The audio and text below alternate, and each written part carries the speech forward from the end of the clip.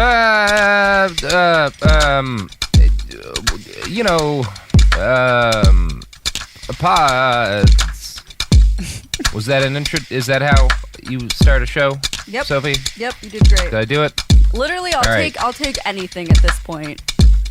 Okay. No well, critique. Just a grunt. Just a grunt. I'm fine with it. This is Behind the Bastards. I'll do your job. This is Behind the Bastards. Continue. Thank you. You know what I hate, Sophie? What, Robert Words. Evans, the host of this podcast, who you haven't introduced yourself? He is Robert Evans. Continue. Words. And my guest today, Courtney Kocak, and I are going to sit quietly for an hour and a half. And that's going to be the podcast. No words. I'm doing a bold new thing in podcasting where we don't do anything that you can hear. To be honest, it's not that bold. There's plenty of meditation podcasts that do that. Oh, no, people aren't allowed to meditate. Yeah. People are not allowed to meditate. Yeah. I will kick your ass if you meditate during our quiet podcast. Be really stressed out the whole time. Courtney, how are you doing today? I'm pretty good, considering. Considering? Is something happening? No, just the world. Just the dumpster fire. Oh, I saw a lovely dumpster fire the other night. I bet. A bunch of kids lit it so that they could burn a police union down. Yeah, it was a good dumpster fire. Courtney, speaking of children, do you like kids? Not really. Okay, well, I was going to ask how you feel about incarcerating children in penitentiaries for what most people would consider modest misbehavior, but I guess you're fine with that. So again, back to the 90 minutes of silence that we had planned. I'm into civil rights. I mean, I feel like kids can... I just don't want one. So kids get civil rights in your head? You're a fan of that? Okay, I like that. Okay, that's a bold stance. Children getting civil rights. That's the episode we're going to talk about. This is about the war on children that our country's been fighting for a while now. Did you know we were fighting a war on children? It's been brought to my attention. Yeah, we fucking hate kids in this country. We absolutely hate kids. It fully rules how much this country hates kids. As of right now, this moment, 2020, about 200,000 children enter the adult criminal justice system every year, mostly for nonviolent crimes. About 10,000 children are housed in adult prisons and jails every single day. And about 40% of incarcerated kids are locked away in private, for-profit facilities. While the number of incarcerated children has fallen somewhat in recent years, it is still massively escalated over where it was in the past. In 1997, only 107,000 children were incarcerated every year, so that's roughly doubled since 1997. From 1983, though, to 1997, the number of juveniles incarcerated in adult facilities jumped by around 366%. So it used to be way lower than it was. Back in the 80s, like a fraction of the number of kids were incarcerated as are now. So that's cool. That is not cool. How did we get here, Robert? How did we get here? Well, I wish we were going to explain that. But again, this podcast is mostly going to be 90 minutes of silence. Okay, I'll shut the fuck up. It's okay. No, you shouldn't shut the fuck. I am very strung out. I was getting shot at repeatedly by federal agents again last night, so I'm a little bit punchy. I apologize. Thank you for being cool, Hence Courtney. me saying I'll take anything at this point. That grunt earlier, fantastic. Let's do this. So good. All right. So, Courtney, the U.S. incarcerates children at a rate 5 times higher than the next highest nation, South Africa. So like that's where we are. Like if you're playing a global game, if you're looking at like what are the things the United States does better, one of the things on that short list, one of the things that no country can take away from us is like we're the best at locking children away. We're so good at it. So proud. Yeah. You think fucking Paraguay can lock up children? Like they don't know shit about locking up kids in Paraguay. They just let them roam. They just let them roam. They just let them go on the fucking streets like they're goddamn jujubes. What's a jujube? I don't know. They let them out. They let them wander. It's a problem. Sure. So in 1960, let's talk about where this all started. How America got to the point that it is now, with all these kids not walking around and instead locked up in criminal facilities. It started, kind of the legal jurisprudence around whether or not it's cool to throw kids in a small dark hole owned by the government. That all really started to kick off in the 1960s. And for a while, judges and stuff like pretty consistently sided with kids having rights. It started in 1964 with 15-year-old Gerald Galt. He was convicted of juvenile delinquency by an Arizona juvenile judge and sentenced to be incarcerated until age 21. So that was like a 7-year sentence. And his crime was making a lewd phone call. Oh, my God. Well, yeah, you got to lock a kid away for a quarter of his life for that shit. Just during the formative years, no big deal. Mm-hmm. He'll be fine when he gets out. Throw him in a hole. Yeah, he made a dirty phone call. 6 years, 7 years, Jesus. So the young Mr. Galt enjoyed no defense counsel, which you might recognize as a violation of what this nation considers to be his basic human rights. He was also sentenced to a vastly higher penalty than an adult would have received for the same crime. Because again, 15 years old, that's like a 6-year sentence. An adult at the time charged with the same crime, making a lewd phone call, would have faced at most 2 months of jail. So there was a lawsuit as a result of Jared Galt's case, and his parents filed for a writ of habeas corpus. Now, at the time, juveniles were not allowed to appeal in California, so the Superior Court and the Supreme Court of the state backed up this nonsense. Galt's family appealed to the U.S. Supreme Court, and they agreed to hear the case for the specific purpose of determining the procedural rights of a juvenile defendant. The court's 1967 decision determined that kids have the same due process rights as adults, including the right to counsel. So that's good. That's a win. Yeah, I like that. But wait, was he poor, or how did this even happen? I mean, it was Arizona. We'll talk a little bit about how it happened, but the gist of it is that while consistently in this period, like the Supreme Court kind of has tended to side on the side of child's rights, a lot of judges really fucking hated kids, and a lot of cops really hated kids, because those are both groups of people. I think a lot of what it comes down to, based on at least my reading, is that judges and cops are both people who are used to receiving a certain kind of respect. Often a fear-based respect, and kids don't give a shit. And when you are disrespected by a child as one of those types of people, because you're that type of person, your instinct is to lock them in a hole for a large chunk of their life. Punishable character flaw? Hey, that's not good. You could call yelling at the cops a character flaw. I don't. Yeah. So the Galt case was the start of a series of major wins in the field of children's legal rights. In Tinker v. Des Moines Independent Community School District, a 1969 case, the court ruled that public school students cannot be punished for expressing their personal opinions on campus so long as doing so does not interfere with the work of the school or with other students. In 1970, the court ruled that juveniles are constitutionally entitled to proof beyond a reasonable doubt before they can be declared delinquent. The 60s were, in general, a pretty good time to be an advocate for the legal rights of children.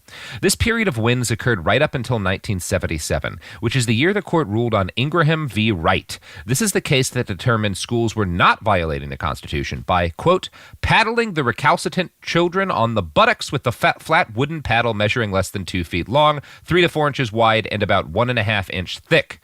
So that's 1977. The court rules schools can still paddle kids. It's not limiting their rights to paddle them. Children were, however, limited to 5 licks from a paddle, which is written into jurisprudence. And that's pretty neat. Did you ever get hit in school by your teachers? I did not. I was forced to crawl around on the floor. That was probably the most terrible thing. It was a pretty bad punishment. Not hit, though. Oh, my God. I can't imagine. My mom always tells me fun stories about getting hit by nuns when she was in elementary school. Yeah, my school paddled.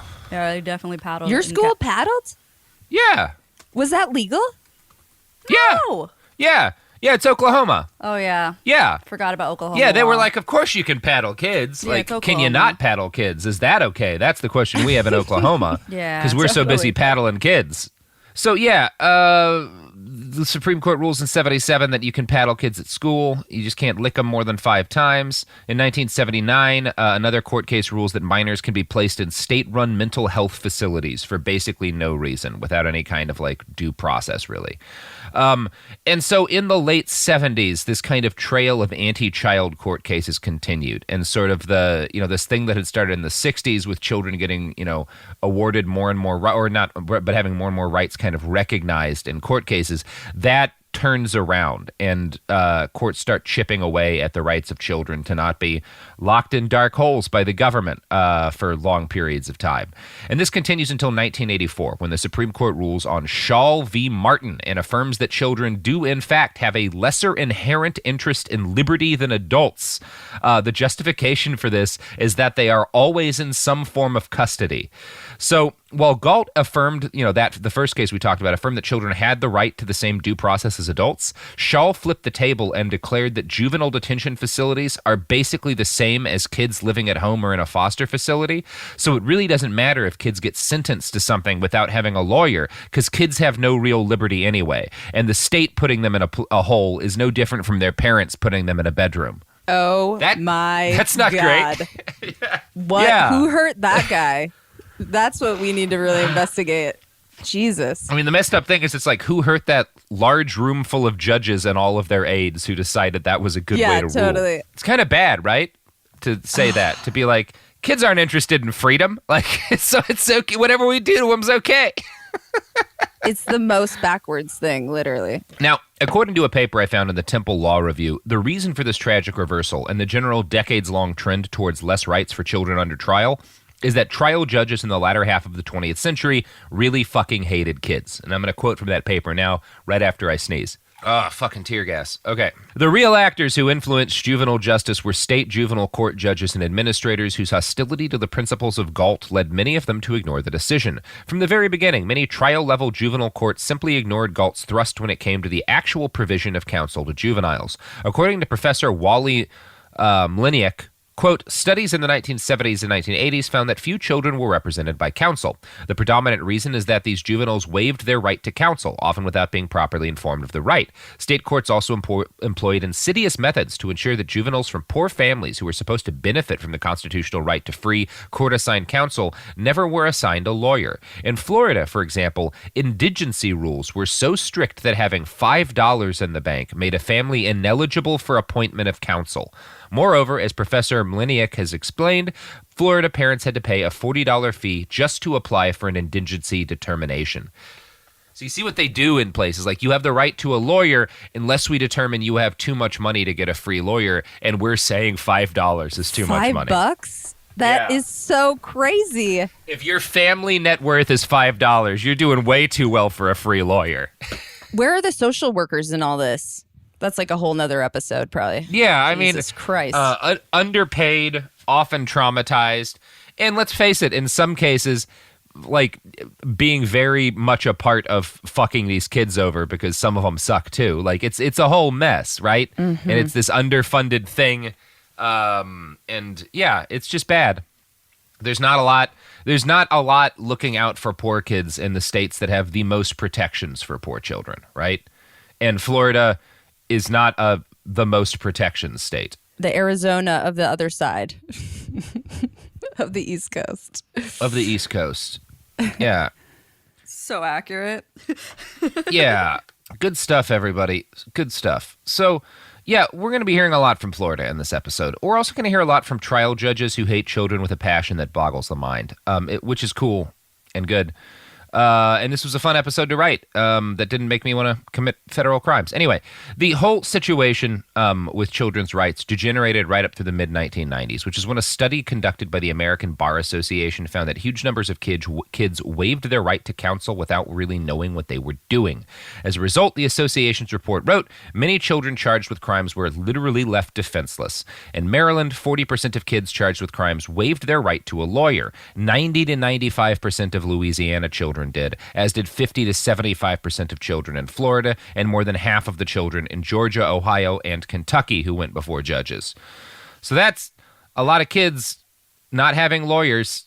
And I don't know if you know much about kids, but one thing they're not good at is representing themselves in court. Oh my God. Shocking. They really should be with our education system. I don't know. What the fuck? Yeah, it's good stuff. Everything's good stuff. Everything's great stuff. I'm happy. Another major change that happened in from the 1970s to the 1990s was the ease with which courts were allowed to treat juveniles as adults. Now, as in most things, New York State led the way in this. New York was like, we're not treating kids like adults enough when we decide how long to throw them into dark holes owned by the government. Let's change that. This is the state of New York, and this is the fight we're picking. So in 1978, they changed their laws in order to make it possible for courts to prosecute children aged 13 and up in adult criminal court. You know, all those hardened adult 13-year-olds that you know. Is it like just for murder or jaywalking? I mean, that was kind of the justification, but it wound up being for a lot of things, right? The idea was initially like, there's so many dangerous teenage predators, we have to start treating them like adults. But like the kids who actually get tried as adults, most of them are not murderers. So every state in the Union followed New York's example to one extent or another, making it easier to try children as adults. This whole process really accelerated in the late 1980s and 1990s as the crack epidemic fueled fears of a new wave of child super predators. Age of offense thresholds were reduced all around the nation, and politicians who had fought for the rights of children to be treated as children were attacked for being soft on crime. Now, the two folks most responsible for this were right-wing criminologist John DiIulio and our old buddy James Q. Wilson. If you remember listening through the Behind the Police miniseries we did, James Q. Wilson is the co-author of the Broken Windows Theory of Crime. And coincidentally, best friends with the guys who wrote the racist book about IQ, The Bell Curve, which cool is fun. Group. Yeah. Cool group of dudes. Yeah. Call me for the barbecue, guys. Yeah, I'm going to insinuate a series of racial attitudes towards policing and push them so deeply into the zeitgeist that people think that they're actually just protecting their neighborhoods when they're in reality contributed to something that could be viewed as almost an act of genocide. Sorry, I lost track of the surfer bro voice I was doing after a while there. Anyway, okay, let's catch our breath for a second. Just catch our breath for a second. Back to that 90 minutes of silence. Ready, everyone? Back to the 90 minutes of silence. So John DiIulio and James Q. Wilson, they write a paper in 1995 arguing that the U.S. is about to experience a wave of unprecedented youth crime driven by single-parent families, crack cocaine, and a bunch of other stuff that was all basically coded language for the existence of black people. Wilson predicted that by 2010 there would be 270,000 additional predators on the streets committing violent crimes at an unprecedented level. These children, he wrote, would be radically impulsive, brutally remorseless, elementary school youngsters who pack guns instead of lunches and have absolutely no respect for human life. So let's put them in a hole, see if it gets better. I also love the idea that they're packing guns instead of lunches because they do two separate things, James. You still need to eat, both. even if you're going to be shooting people. You want to have a lunch. Totally. Yeah, like you don't lose the hunger pains just because you're packing a 9. You know, I don't know. You might get James. hungrier, Get your honestly. shit together. So basically everybody, Republican and Democrat alike, in the American political establishment bought into the idea of these child super predators to one extent or another. And they also bought into the argument DiIulio and Wilson made about what to do with this upcoming crop of super predators. I'm going to quote now from the book The End of Policing. DiIulio and his colleagues argued that there was nothing to be done but to exclude such children from settings where they could harm others and ultimately to incarcerate them for as long as possible. DiIulio's ideas were based on spurious evidence and ideologically motivated assumptions that turned out to be totally inaccurate. Every year since, juvenile crime in and out of schools in the U.S. has declined. However, the super predator myth was extremely influential. It generated a huge amount of press coverage, editorials, and legislative action. One of the immediate consequences was a rash of new laws lowering the age of adult criminal responsibility, making it easier to incarcerate young people in adult jails, in keeping with the broader politics of incapacitation and mass incarceration. So that's good shit right there. We're all part of the problem if we're clicking on that clickbait, super predator bullshit. Yeah, it was the 90s, so that was people knew less to be worried about the clicks. But yeah, always be worried about the clicks. Don't click Atlantic articles. Totally. Yeah. Don't click Atlantic articles. Just say no to the Atlantic. So by the 1990s, politicians realized that specifically fucking over children was a really good vote getter. Some elected leaders, like the Republican Speaker of the House, also fuck children literally because Dennis Hastert is a pedophile, while also advocating for children to be treated as adults under criminal law. And there's a really dark joke in that whole situation, but I'm not gonna make it. But there is one in there about Dennis Hastert wanting kids to be treated as adults while he molests a bunch of kids while being the longest serving Republican Speaker of the House. Read about Dennis Hastert. It's a real bad story. This is one of the guys who stood up there and talked about how bad Bill Clinton was. Turns out he was a child molester the whole time. A lot of people don't talk about Dennis Hastert enough anymore. Oh, first time I'm hearing about him. Oh yeah, you didn't know about the longest-serving Republican Speaker of the House, who was just a complete child molester the entire time he was in office. No, but that's a terrible first impression. Oh, Jesus it's so Christ. bad. Yeah, he was just molesting the hell out of some kids. It was really a problem. Yeah, good stuff. You want to take an ad break, buddy? Yeah, let's take an ad break. Courtney, you know who won't be the longest serving Republican Speaker of the House and use their power to assault children? Whoever this ad is for?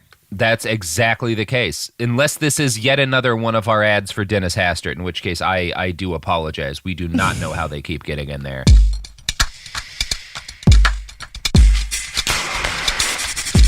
We're back, and we're talking about children being incarcerated. So in the 1990s, politicians decide that really specifically going after kids as criminals is the thing to do. So this was the political situation in the U.S. in 1999 when two Colorado high school kids with an interest in Adolf Hitler walked into Columbine High School and murdered 13 people with firearms. Now, there were armed police in Columbine that day, and they failed to stop the rampage. But the kind of folks who vote based solely on scary things that just happened did the thing that those kind of people do, and they started voting to increase the presence of armed police in schools. Politicians were happy to do this because given the shocking number of civilian arms in the U.S. and our growing supply of angry young men, it seemed likely that more Columbines would soon follow. The real fix to this problem would probably have involved doing something to fill the yawning chasm at the center of our national soul, and that wasn't about to happen, so everybody just agreed to throw more men with guns and badges at the problem. School resource officers became increasingly common in school districts around the nation at this point. So that's good. And another thing that happens in 1994, the president passes the Gun-Free Schools Act or something. I forget the exact name, but that's is the legal justification that starts pushing a lot of zero tolerance policies in schools and really starts ramping up the number of SROs. But it's Columbine that kind of adds fuel to that fire. And Courtney, were you in school when Columbine happened? I was maybe a senior or early college. I was, yeah. It was when I was still growing up. But I mean, I went to a small rural school. So that, I mean, it could still happen. But that armed police presence was not at my school. And I think still isn't. We started to have cops in my schools after Columbine. And what I remember most, though, was just kind of the attitude change. Was feeling that teachers were kind of suspecting kids of planning something now. It was this very weird feeling that oh, now we're all kind of now they're searching us as we enter the school. We're all kind of suspects of wanting to kill each other. That feels like it's not going to lead anywhere well. Oh yeah, 99. I was early high school. Yeah, maybe a little more suspect from the teachers for sure. Yeah, it was weird. It was not a cool time to be in school. So, yeah, Columbine. Now, in the immediate wake of Columbine, there were people did get more worried about bullying too, briefly. There was I think just because there was this assumption that the kids who shot up the school had been bullied, which wasn't really true, but everybody got on that too for a while. But on the practical level, most of the focus in preventing another Columbine involved zero tolerance discipline. And the idea of zero tolerance policies in schools was basically the broken windows theory as applied to living children, right? The broken windows theory says that as soon as you have a broken window, it's permission for people to engage in more antisocial behavior. So soon they'll start tagging up windows and breaking other windows and lighting shit on fire, and then you have, the collapse of civilization. It's that as applied to students. If a kid acts up in one way, if he talks back to a teacher, you have to punish him more than he deserves to be punished for that, because if you don't, it could lead to other bad behavior like shooting up your school. Like that was the justification for zero tolerance policies. Great. And yeah, it's good stuff. They weren't effective, right? Because there's been like a million more shootings. Have there been other shootings since Columbine? Yeah, I've heard of a couple. I don't read the news, Courtney. I didn't realize America still had a problem with this. I assumed that it had been settled. Yeah, mostly solved, but still a few. Seems like we got a handle on it now that all of the schools are closed from the plague. Yeah, totally. We did it, everybody. We did it. One way to solve it. Making things a lot harder for school shooters. Thank you, COVID-19. Thank you. So, yeah. Now, another thing that happened right around the same time was a major reorganization in the way that schools measured success and failure for students. Standardized testing began to have an increased influence on teacher pay and on school funding. This created a situation where it was in the interest of adult administrators and teachers to find ways to remove low-performing students from their classroom. Florida schools adopted a high-stakes testing model in 1998, and within 5 years, their rate of out-of-school suspensions had increased by 20%. In 2004, 28,000 Florida children were arrested at school, 2/3 of them for minor offenses that would have been dealt with non-carcerally in the past. By 2006, 8 years after adopting a high-stakes testing policy, teacher morale had cratered. More than half of all Florida teachers reported thinking about quitting their field. Florida's graduation rate fell to 57%, the fourth lowest in the nation. Now, Texas also adopted a high-stakes testing program in the 1990s. Governor George W. Bush's education advisor, Sandy Kress, convinced him that the soft bigotry of low expectations is what held back minority students. And he felt that Texas could fix this by making all schools administer the same tests statewide. That would make it easier to determine where resources were needed. The implementation of standardized tests was accompanied by new zero-tolerance policies, too. And since school funding and teacher pay was now tied to test results, teachers used those punishments. Like whenever kids would do something bad, it was threatening that teacher's payment, like that the money that they would get and the money the school would get, so they would report those kids. Suspension rates began to soar, and 95% of suspensions were for minor infractions. By 2009, there were 2 million suspensions statewide, and the sheer number of suspended kids in Texas led to the creation of so-called supermax schools, which are basically prisons designed for children to go to class at. And this was the kind of thing, I grew up in Texas in this period of time, and everyone would talk about these schools because you all knew somebody who had been sent there, right? Who had been and it was always something like, yeah, they would talk up in class, or maybe they got caught with weed or something, but usually it was just they annoyed a teacher for a couple of days in a row, and then suddenly this person's going to a school where you have to fucking go through a metal detector, and if you talk in the hallways, you could get arrested. It's this it was pretty bad. Yeah.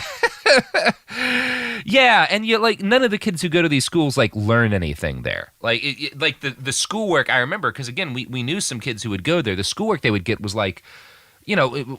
shit that kids 5 or 6 years younger would have found easy. It was clearly that the kids who went to that building, the state was giving up on and was locking them in a separate building and saying this is technically schoolwork. Do this until you're old enough that we can put you in a real prison. Yeah, and don't infect our test scores in the meantime. Just go. Yeah, God. Exactly, because they're not fucking up the test scores of the other schools, which makes it look like things are going better for the other schools. So, yeah, it's not great. A lot of the kids in these supermax schools drop out, but overall, it looked like Texas's test scores were improving massively, and that fact was trumpeted loudly during the 2000 election. George W. Bush called it the Texas miracle, and huge numbers of people, including my parents, still believe that this was a thing that happened, that Texas figured it out and massively improved education via standardized testing and all of these policies, these zero tolerance policies and shit. When Governor Bush became President Bush, he worked with famed lady drowner Ted Kennedy to make No Child Left Behind law nationwide. And this is what? Lady drowner is so good. Well, he drowned that lady. He absolutely did. Yeah. Yeah, good old Ted Kennedy, the lady drowner. So, he worked with President Bush. They came down the middle. This man who would go on to commit a series of war crimes, and this other man who had drunkenly drowned a lady in his car. They made No Child Left Behind nationwide. And the law promised that by 2014, all students in the United States would meet or exceed their state's proficient level of academic achievement. They didn't hit that goal. I'm sorry to say, Courtney. We didn't fix teaching. That might surprise you at the moment. But we got a whole batch of new criminals. Whoop, we do have so many new criminals. So No Child Left Behind brought with it zero tolerance policies, and of course, it tied teacher pay to test scores in a lot of cases. Nationwide, short-term suspensions increased by 41% and long-term suspensions by 135%. Black students were 3.5 times likelier to be suspended. By 2008, the number of school resource officers nationwide had doubled, and more than 16,000 students had been arrested. After 10 years of No Child Left Behind, graduation rates were about the same, dropout rates were about the same, and in general, absolutely nothing had been achieved except that a fuck ton of kids had gotten suspended and arrested. Now, people were baffled by this, and they started looking into why the Texas Miracle hadn't worked out nationwide. It turned out that this was because the Texas Miracle had never actually been a thing. From MSNBC, quote, Texas started to lose 70,000 kids a year, mostly dropping out before they had to take the 10th grade test that would count against the school. Almost a third of kids in Texas who started high school never finished. Scores on the Texas test rose, but SAT scores for prospective college students dropped. Researchers discovered that the Texas test designed by Pearson primarily measured test-taking ability. Apologists cherry-picked National Assessment of Educational Progress scores to show progress. But overall, Texas lost ground to the rest of the country, found Dr. Julian V. Hellig, an education researcher at the University of Texas, but by then it was too late. The Texas Miracle, mirage or not, was law of the land. So that's fun, that it actually made everything worse and they made it the law nationwide. Is fun the word for that? No. Oh. Like, was anyone surprised? A lot of people were. Most people still don't know that the Texas Miracle isn't a thing that happened. Oh, my God. Yeah. Listeners can't see, but my jaw's just been on the floor the entire episode, just trying to pick it up. Oh, God. Yeah, it's good stuff. I love... Cool and good. Yeah, you know what else is cool and good is... Sometimes life gives you lemons, and when you get lemons, you gotta lock a shitload of kids away in what are essentially prisons until they learn how to make their own weapons and stab prison guards so that they can go to adult prisons and learn how to cook methamphetamines and join the Aryan nations. That's just a thing you gotta do sometimes because clearly there are no other options. And that's fine. They can make lemonade, and you can pay them like 1 cent for doing it. Absolutely. And they can make, I don't know, license plates or MacBooks. Why don't we have children making MacBooks in prisons? That's what I want to know. Why are we letting the Chinese have all the fun of making MacBooks when we could have 11-year-olds who talked up in class doing it? That's what I want to know. Good question. Thank you for liking my question. So, all of this stuff that we've been talking about today kind of gelled together to create something commonly known as the school-to-prison pipeline. Schools with school resource officers have nearly 5 times the arrest rate as schools without school resource officers. And again, because these schools were getting by before they had the cops, it kind of suggests that those arrests are things that could have been handled without cops and arrests. Most of those arrests are students of color and students with disabilities, both of whom are vastly disproportionately arrested by school cops. And I'm going to quote again from the book, The End of Policing.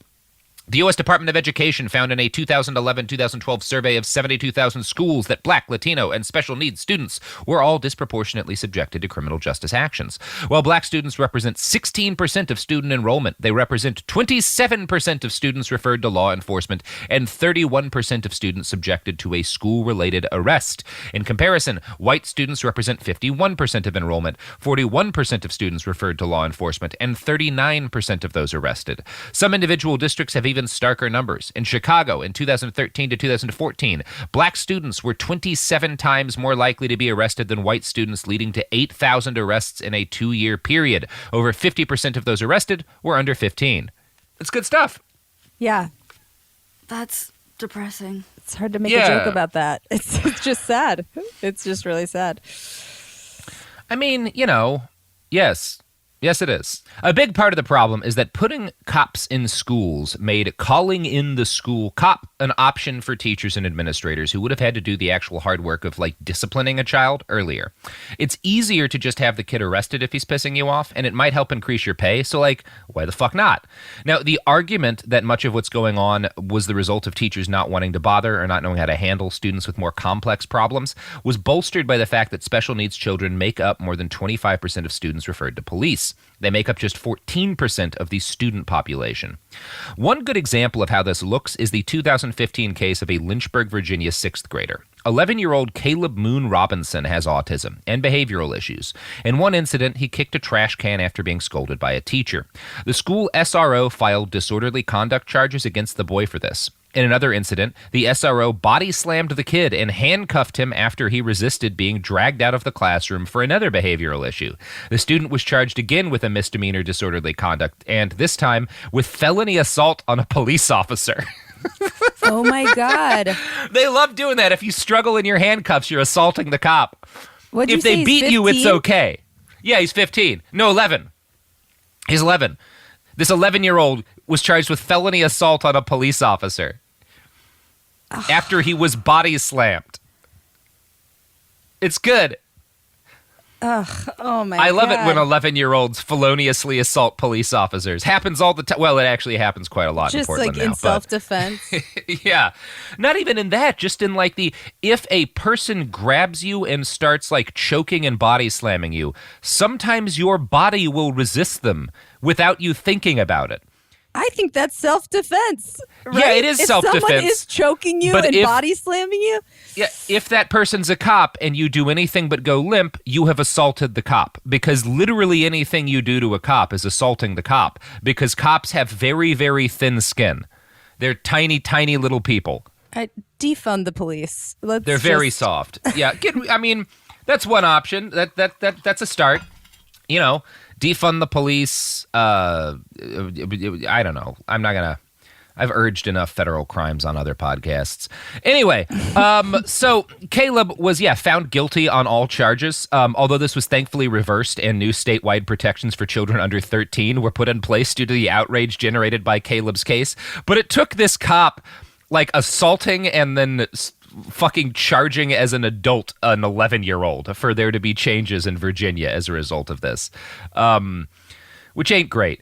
So part of the problem is that school resource officers don't get meaningful training for how to deal with kids, let alone special needs kids. And so they tend to treat every problem the way cops treat problems, with indiscriminate, blind, furious violence. In August of 2015, a Kentucky sheriff's deputy handcuffed an 8-year-old boy and a 9-year-old girl, both disabled, for disorderly behavior tied to their disabilities. Since they were too small to handcuff properly, the officer had to handcuff their biceps. The whole thing was caught on tape, and you can hear the cops tell the boy, "You can do what we ask you to, or you can suffer the consequences." Oh. So I taught special ed, and my kid had some serious behavioral problems, right? To the point where he had 70-something workman's comp claims processed against him because of all the injuries he caused people. He permanently crippled a gym teacher. Not long before I started the job, my predecessor, he'd broken his skull. So he was a kid that required a lot of specialized care. And most days my job was to just get hit in the face by this kid because the other teachers were older ladies who couldn't safely be hit in the face by a 17-year-old. And we had incidents where this kid would smash his face on a bus window to get attention, but also he would be covered in blood, and cops would wind up being called in because it was happening on a bus on a street and shit. And the police, I guess thankfully at the time I was frustrated because I was having to deal with this violent bleeding kid, and the police were just stand back looking terrified and have no fucking idea what to do. But reading all of this, it's oh, thank God they didn't get involved. They would have shot that boy. Oh, totally. They would have put a fucking bullet in him. Yeah. Both my parents are special ed teachers, and my dad had your first job where his first gig was at this middle school, and kids would just throw their heads into walls, and it was nuts. But you do have to have a special. I mean, my dad was an angel at dealing with them. I can't imagine with cops. Whew.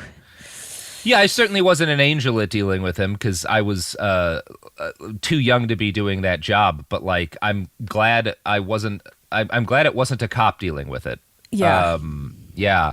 So for most of the aughts, schools steadily increased the number of cops on campus. They also pumped more and more weapons into the police departments dedicated to protecting those schools. The Washington Post reports at least 120 school-affiliated police forces in 30 states have made use of the 1033 weapons transfer program. This has gotten rather famous lately. It's the thing that lets cops get things like tanks and grenade launchers.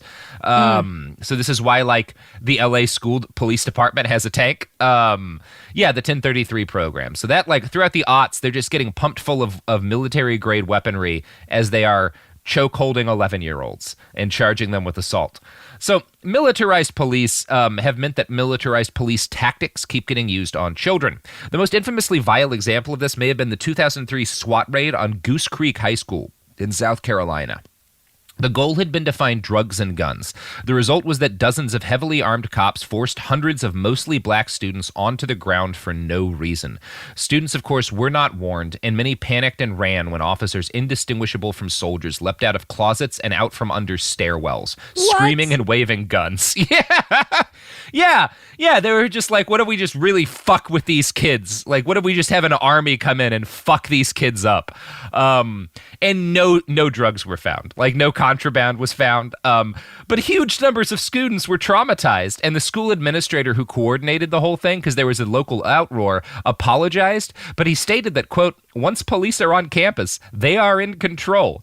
So honestly, the students of Goose Creek ought to be grateful because none of them were beaten or assaulted by crowd control weapons in a serious way that day. But this, too, has actually become very common in other schools. And in The End of Policing, Alex Vitale writes, quote, in 2010, the Southern Poverty Law Center filed a class action lawsuit against the Birmingham, Alabama schools, claiming they were systematically using excessive force.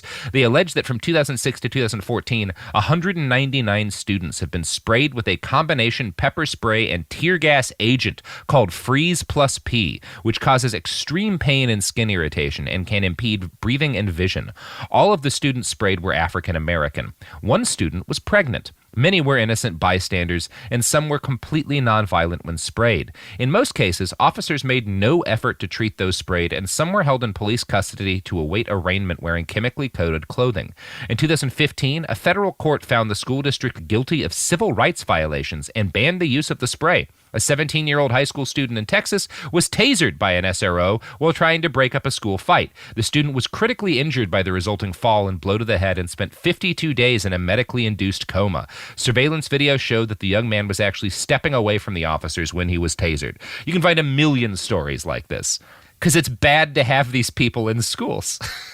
Oh my God, can we just go back to hitting the kids? Like, Jesus Christ. Yeah, man, that paddle doesn't sound so bad now, does it? No. Yeah. Delightful. Yeah, bring back the fucking paddle. Or not. Maybe just not do violence to children. I don't know. I don't want to be an extremist in my political beliefs. I think it's time for an ad break. All right. Well, enjoy our ads from Safariland, the company making all of the tear gas that's getting dumped into American streets.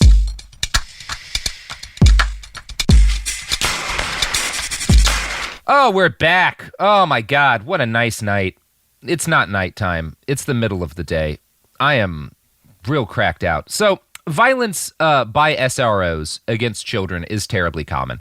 Between 2010 and 2015, at least 28 U.S. students were severely injured by school cops, and one was killed. 14-year-old Derek Lopez. His crime was punching a fellow student and then running away when the school cop told him to freeze. The SRO chased Lopez and shot him to death in a nearby backyard shed, claiming the boy had bull rushed him. Yeah. Pretty cool that a fist fight at school led to a man with a gun chasing a child. That was a situation that needed to happen. Oh, my God.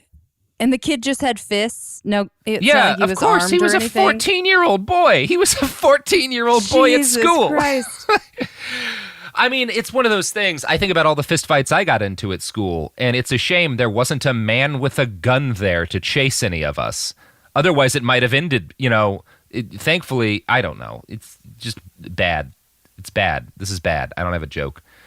Yeah. So for all of this, Courtney, like, again, the reason all these cops are in all these schools is because of shit like Columbine and everybody getting worried that someone was going to murder kids at schools. For all of this, there's not a single solitary case of a school resource officer preventing a school shooting. The closest thing they have is a guy who was arrested by his SROs after shooting 2 people, but he had finished the shooting when the school resource officers like got him. Like, he went after his girlfriend and somebody else, and he shot them, and then he was done. And I guess they stopped that. Like, they didn't stop that. They never stop it. They're bad at that job. So, as it turns out, students in schools that have police in them report feeling less safe than students in similar schools without police. No evidence exists to even suggest that the presence of school resource officers reduces violent crime, or any other kind of crime for that matter. What they do, though, is arrest a whole fuckload of kids. More than 1 million children have been arrested by school resource officers in the last 20 years. That's good. Whoa. Yeah, that's a lot of kids with criminal records getting pumped into the system. Sweet. Yep. Yeah, and of course, like, a huge amount of research shows that punishing kids in this way reduces their odds of graduating massively. A lot of these kids never get back to school. It increases their odds of developing a criminal record, and that's for kids who don't get a criminal record because of the charges filed against them by an SRO. Like the Virginia middle schooler who was charged with assault and battery for throwing a baby carrot at her teacher. A baby carrot. Well, it was an assault baby carrot. Yeah, the most assault weapon ever. That carrot was trimmed down to an illegal. Carrot. Yeah, it wasn't even a full carrot. Didn't even have the skin on it. Yeah, it's pretty fun that happened. So all of these factors combine together to create, again, what's called the school-to-prison pipeline, which has gotten bad enough that it's sometimes called the cradle-to-prison pipeline, because a lot of kids are kind of dumped into places where this will happen to them from the very beginning of their school career. Suspensions, which almost never occurred in the 1970s, have become routine. In the 2009 to 2010 academic year, over 500 schools in the country suspended more than half of their students. By 2006, nearly 15% of black male middle school students were suspended in a given year.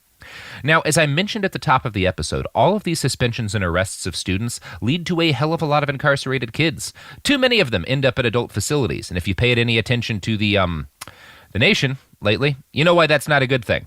But the unfortunate reality is that the children's facilities specifically made for juvenile offenders aren't much better, and sometimes they're worse.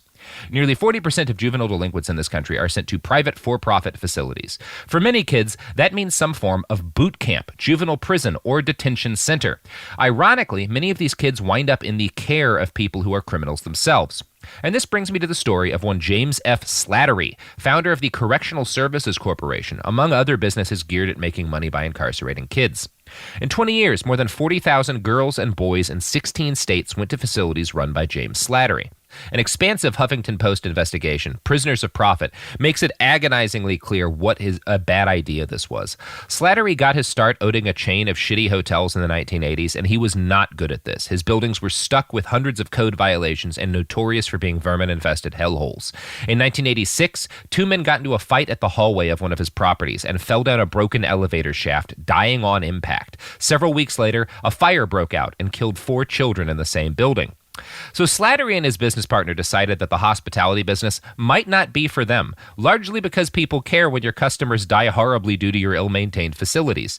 They decided to move to a business where no one cared about the clientele and started selling their space to the government to act as re-entry housing for newly released federal inmates. A new company, S-More Incorporated, was formed to oversee the business. And I'm going to quote from the Huffington Post now. As federal prison officials awarded S-More an emergency contract to operate a halfway house in Brooklyn, local community leaders challenged the decision, questioning why the same people who had managed problem-plagued welfare hotels should be given fresh responsibility. Less than 3 years after S-More opened Le Marquis to former inmates, federal inspectors from the Bureau of Prisons found that parts of the building were turning to ruin. Inspectors documented low-paid, untrained employees, poor building conditions from vermin, leaky plumbing to exposed electrical wires and other fire hazards, and inadequate, barely edible food. Federal prison officials were close to canceling the contract in 1992, according to media accounts at the time, but they said conditions at the facility started to improve after frequent inspections. In a federal lawsuit, one the Marquis employee, Richard Moore, alleged that he had been severely beaten by another employee at the direction of management after he reported poor conditions to federal inspectors. In another federal lawsuit, 4 female inmates asserted they had been raped and assaulted by S. Moore's private resident advocate, the employee who was supposed to protect inmates by handling their grievances. So you might say that he wasn't good at this job, that the company he made was fundamentally terrible at this job. But S. Moore made a lot of money, and soon the company had expanded its operations to Fort Worth, where it opened a boot camp for young boys, as well as New Jersey and Washington, where it opened immigrant detention centers. The company went public, netting Slattery $5.2 million. The next year, a riot broke out in his New Jersey immigrant detention center when an organized group of inmates assaulted guards and took over the facility. Subsequent investigations found that, among other things, Slattery's guards constantly sexually harassed female inmates and stole regularly from other inmates. Training was virtually non-existent. Now, INS did not fine S. Moore for this or cancel its contract. Instead, they allowed the company to sell their INS contract to the Corrections Corporation of America for $6 million, because fuck it. The whole disaster was enough to make Slattery opt for a change of venue, though, and he moved the company's headquarters south to Florida in 1996 and changed the company name to Correctional Services Corporation. He decided his new focus would be incarcerating children, since that had seemed relatively easy so far compared to locking up adults. Florida was a great place to do this. In the 1980s, the state had started outsourcing juvenile detention to private companies to cut costs, and in the 1990s, a bunch of teenagers had killed people, leading to a crackdown on juvenile crime and a soaring juvenile prison population. So, that's the situation. This guy starts by running cheap hotels for, houseless people, and he gets a bunch of them killed, and then he starts running cheap halfway houses for people who are getting out of prison, and a bunch of them, get raped and assaulted, and finally he's like, you know what the job for me is? Watching after children. Oh my God, what a resume, this guy. Yeah, and the state of Florida's like, yes. In 1995, Slattery won bids to make 2 facilities in Florida. Both prisons were meant for boys, aged 14 to 19, who had been convicted as adults. But whoopsie doodles, the state realized too late that it had enough beds for those kids. So instead, the Florida Department of Justice filled these prisons with random delinquents who hadn't been tried as adults and weren't meant to be put in such restrictive settings. In a press release announcing the construction of these new facilities, Slattery called them the future of American corrections. Now, appropriately enough, the future of American corrections was an instant nightmare. The first Correctional Services Corporation prison to open was the Pahokee Youth Development Center, northwest of Miami. It started taking inmates in early 1997. The Huffington Post reports, quote, within months, local judges were hearing complaints about abusive staff, prison-like conditions, and food full of maggots, including according to recent interviews and state audits and court transcripts from the time. Miami-Dade County Circuit Judge Tom Peterson drove an hour and a half to Pahokee in 1997 and started snapping pictures. As a juvenile judge, he thought he was sending boys to a moderate-risk program with outdoor wilderness activities. What he found was a hardcore prison. I came back with all those pictures and I raised hell about it, Peterson recalled in an interview. He saw small 12-year-olds confined along much stronger 17-year-olds. Boys were served food he called inedible. That same year, local public defenders asked another judge to move children from Pahokee into a less punitive program. Follow-up reviews by state-contracted auditors confirmed the operation was dysfunctional. Now, evidence of this dysfunction included a child with unpaid prison gambling debts who was beaten so badly by 3 other kids that he had to have his spleen removed. In another incident, 4 staff members allowed 2 boys to fight for 10 minutes while they watched. No one reported this incident. Thanks to this prison's rural location, rats and spiders were common. No efforts were taken to control pests within the prison, leading to an epidemic of bites among the incarcerated children. Slattery's kid prison was found to be holding children past their scheduled release dates, too, in order to get more money out of the government. This was literally a crime, but no one was punished. Judges did, however, start to demand that Pahokee be closed. The state stopped sending new kids in August of 1999, but did not cancel Slattery's contract. They allowed the company to withdraw from its contract 8 months early, thus letting it continue to bid for contracts within the state of Florida. Now, none of these abuse allegations or revelations of literal crimes harmed business at all. By 1999, Correctional Services Corporation was making $223 million a year, more than double what it had raked in 3 years earlier. Slattery used his newfound cash to buy a rival corporation, Youth Services International. This put him in charge of 5 new facilities in Florida. And that all worked as well as you might guess. Problems grew so bad at one facility, named Hickey, that the Justice Department commenced an investigation. It revealed that staff repeatedly concealed evidence of physical assaults, only disclosing 2/3 of such cases to the government. Lack of staff, a cost-cutting measure by Slattery, made it easier for boys to enter each other's rooms and commit assault. The Justice Department concluded that these conditions violated the constitutional and federal statutory rights of the youth residents. Again, no one was penalized. The school turned the facility over to the state, escaping any financial burden to fix it, and sailed on to profits elsewhere. In 2001, 18-year-old Brian Alexander died of pneumonia while confined at a Correctional Services Corporation boot camp near Fort Worth. The Texas Rangers conducted an investigation into the matter, and the Huffington Post's reporting summarizes it. Quote, other inmates at the facility had told investigators that they knew something was wrong with Alexander in early January. He had stopped eating, his lips turned purple, and he shivered even while taking hot showers. He begged a nurse and drill instructors to take him to the hospital, but they told him he was faking it, according to the Texas Rangers report. As Alexander pleaded for help, one drill instructor told him to go ahead and die already, according to the investigative report. The nurse, Knivet Reyes, told him to stop lying about his illness. Other inmates at the facility saw Alexander coughing up blood into trash cans and frequently struggling to breathe, according to the report. A week after he began complaining, staff finally took Alexander to the hospital. He died there 2 days later. A doctor told Texas Rangers that Alexander could have survived if the staff had taken him to get a chest x-ray when he first reported feeling sick. So that's great. Oh, my God. Happened. They're like, if you would have done literally anything, just anything. Yeah, you had weeks. You could have taken literally any action to save this child's life, but refused to. And that's fine. You will face no corporate penalties for this. I mean, actually, they did a bit. In 2002, a judge found Reyes guilty of negligent homicide, the nurse, and Correctional Services Corporation was found liable to $38 million in the wrongful death suit.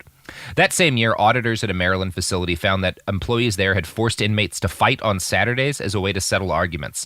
Fines, negative Justice Department reports, and even furious judges plagued Slattery's companies constantly, but they never stopped getting contracts all over the United States. For most of the last 5 years, YSI, the company Slattery bought, oversaw about 9% of Florida's juvenile jail beds. YSI was also responsible for 15% of all reported cases of excessive force and injured youths in state jail beds. 40,000 kids have been sent to Slattery's prisons in the last 20 years, and state funding has made him a very rich man. He's poured a lot of that money back into the pockets of state officials. Slattery donated more than $400,000 to various politicians in a 15-year period, $276,000 of which went to the Florida Republican Party. He's one of its largest donors. Now, interesting. Yeah, that's cool. Good. More than 40% of youth offenders sent to one of Florida's juvenile prisons wind up arrested or convicted of another crime within a year of their release. In New York State, by comparison, where youth offenders are never put in private institutions, just 25% of juvenile offenders are convicted again within a year of release. It is hard to overstate what a disaster Slattery's facilities are, on a societal level and on a human level. Children at his facilities, interviewed by the Huffington Post, recall being served bloody raw chicken and finding flies inside pre-cooked meals. Inmates were allowed to gamble on sporting events and earn the right to take other students' food during the next meal.